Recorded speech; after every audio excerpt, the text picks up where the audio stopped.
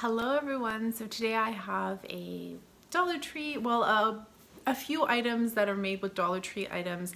I took you on a little bit of a must-have shop with me from Dollar Tree and I pointed some awesome things out, and I thought, you know what, I'm going to share with you some of the ways that I've kind of DIYs but also more simple transformations.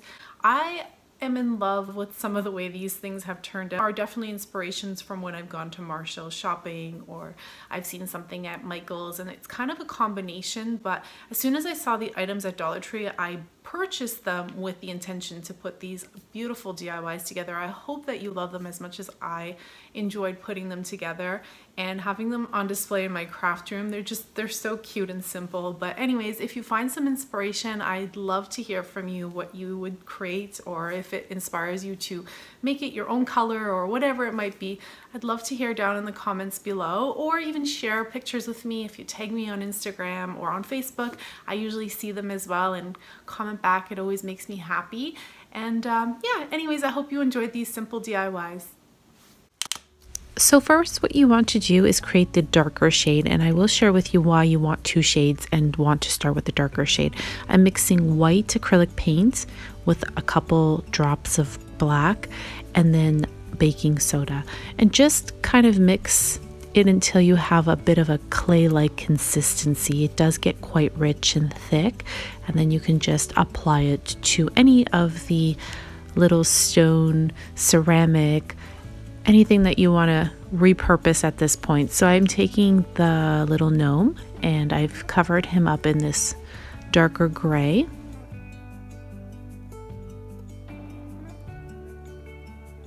I'm doing the same thing with the bird. There are a few different options when it comes to the bird, so just pick your favorite one. And then I'm going to paint a few other items, and again, the first coat is going to be this, then it's going to dry, and then I'm going to apply a second coat, and I'll share with you exactly what happens. These are all items from the Dollar Tree. I'm using this candle holder. Actually, it's going to be the base to a tray that we're going to put together in the video. So again, I'm making it look like a stone finish. I also wanted this really pretty vase from the Dollar Tree to be more solid looking and just heavy, so I'm going to coat this with this darker gray as well. Now you can do whatever shade you like. If you want to do clay color, just mix a little bit of brown and yellow, a dab of black, and that will give you a nice clay color. If you want it to be the gray that I'm sharing here with you, it is more of a stone color, then it will give you a nice, I don't know, it just looks like cement almost. It's the color of cement in real life. Sometimes things don't come out as clearly in the video, but anyways, so this is, and don't be afraid to get your hands messy and rub the paint into the product, whatever item you're using. Now what you want to do is add a little bit more white paint, and again, a little more baking soda. And what you'll see is now you can add some dimension and details to your items. So the little gnome, for example, I'm gonna rub some paint. First I'm dabbing it on with the paintbrush, and then you'll see me start working with my hands. I always find that sometimes it's easier with the tips of your fingers to work the product in. So if you want, you can give that, again, this is more of a cement stone clay finish that I was going for. So yeah, I'm just adding a little dimension here to his beard and the side of his body, his boots. So you want to cast like these little accents and shadows, and it's quite fun. It's almost therapeutic when you're painting as well. And then if you want, you can go back and add some dark. If you're not happy with the placement of the white, you can go back and add a little more dark, however you want it to look. And then what I did was just added a little lighter color along the base and then spread it out. So it just gives it a nice finished look. And so with the lighting here, you can't see, but in real life there is quite a bit of white accents on his little body. Same thing with the bird. I want it to look like a little cement bird. And these are safe to sit outside or indoors. I've never had any problems when I've painted certain things and just placed them outside as well. Like if you wanted them in the garden or just on a tiered tray. I mean, I highly recommend keeping them indoors because sometimes the plaster that they're made of, they can dissolve and fall apart once they're outside. But if you want to coat it in a nice matte Mod Podge, a waterproof one, then I think you would be totally fine. But you see the little accents of white on the bird? It gives it that cement finish. I can't wait to share with you how I made the tray. This is probably one of my favorite trays I've made so far using Dollar Tree items. So here's the little gnome, and now these are the little clay pots from the Dollar Tree. There's different sizes. This one is the really tiny one. And again, I'm wanting to accent it with some white, so I find it easier. Just dab a little bit with your paintbrush and then rub your hands across the paint. It gives it a much more natural finish, so you don't have the paint strokes or the paintbrush strokes visible.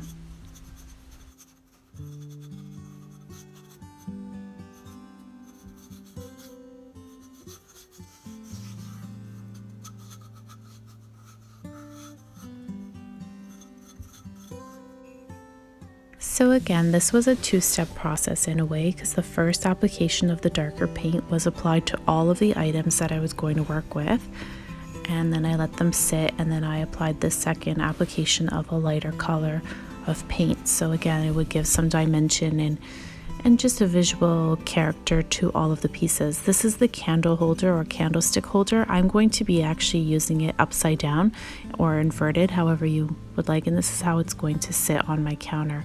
Then the vase is so pretty because it already has this, it's already textured, but then when you add a little bit of the light paint, again, it just adds another visual texture, like just makes things look a little bit more interesting. However, you can keep it one solid color too. You don't have to add that second layer of paint in the lighter tone. I will be honest, I had way too much fun creating this tray. So I'm using 2 stovetop covers from the Dollar Tree. I'm going to place E6000 and then some quick hot glue dabs across, and I'm going to bring the 2 stove covers together, and then I'm going to paint them. So again, this was applied with the darker shade of gray in the same paint with the clay that I used on all the other items, and then I went back and I added a little bit of a darker gray. I did do some playing around because I really wanted this to be thick. I wanted it to look like stone. I had a lot of fun. I dabbed so much. As you can see, I filled in because the 2 pans came together. I wanted that groove to be completely gone. And then you have a couple options here. So the Dollar Tree has these square wood beads that are already punched, or you have your regular round beads, like with the variety of sizes that come in the packages. So I'm only going to use one size, and I'm just going to apply a little bit more hot glue on my glue gun. The little tip is take some hot glue, stick it to the end of the stick, and then you're able to apply it without having to hold on to it. So first I want to figure out which end of my candle holder is going to actually sit on the counter. So you want to make sure you're gluing it the right way to the base of the stove cover. So take E6000. Always apply the E6000 first because it won't dry, and then the hot glue dries really quick. So you want to work with this, and the only reason I use hot glue is just so that it sits in place and secure, and I don't have to like worry that it's gonna move or slide away. So just apply a little bit of pressure, and now it's in place. And now the E6000 will bond over the next 24 hours. I'm taking some flower wire. You can use also, they have jewelry wire in the craft section at Dollar Tree, and I'm double folding it. So you want to make sure you wrap it around and give yourself some extra line wire so that when you have to tie everything together around the pan, it will work. Just cut it off. I'm going to string my beads across, and I'm just going to open up the bottom here, the wire. It'll just stay, and then that way the beads won't roll off when I'm pushing them through. So you just want to feed all of your wooden beads across the double wired, and then I'll share with you as best I can, because when I was filming, my hands kind of covered up this video part here. You're going to string the 2 pieces through the closed loop and pull it together, and then just tie it like you would a shoestring and then just snip off any of the excess wire. And here you can even pull it nice and tight with, if you have jewelry wire cutters, or even just a pair of scissors will do the trick. But there you go. Or you can twirl the metal around and around until it's you know, spun in place, and that will work. Now you have two options. You don't have to put the wooden beads. Here I'm sharing with you, I just put the wooden beads across the tray to share with you how it would look. Or you can attach it around, and it's not permanent, you can remove it as well. I absolutely love this tray, and I'm actually thinking I should have made it a, you know, double, or even a, I don't know. I'm still thinking of how I could add more layers to it because it's just so cute. This stand is awesome. These flower picks are from the Dollar Tree, and I absolutely love the way these look. However, once I started playing around with this setup, I kind of moved around to a different flower pick from the Dollar Tree. So I believe this is reindeer moss. I just plopped a little bit into the pot, and I started putting these in, and I'm like, I just wasn't feeling it. The colors weren't doing what I was hoping it would. So I grabbed some of these white lavender flowers, and again, they didn't suit the little pot as much as these bright purple ones. So make sure when you trim some off that you leave some of the green leaves on the lavenders. I think that actually adds some character. And I just plop them into the moss. You don't have to glue them down. They actually stand really nice and straight, and you don't have to do anything to them. And it's such a simple and cute DIY.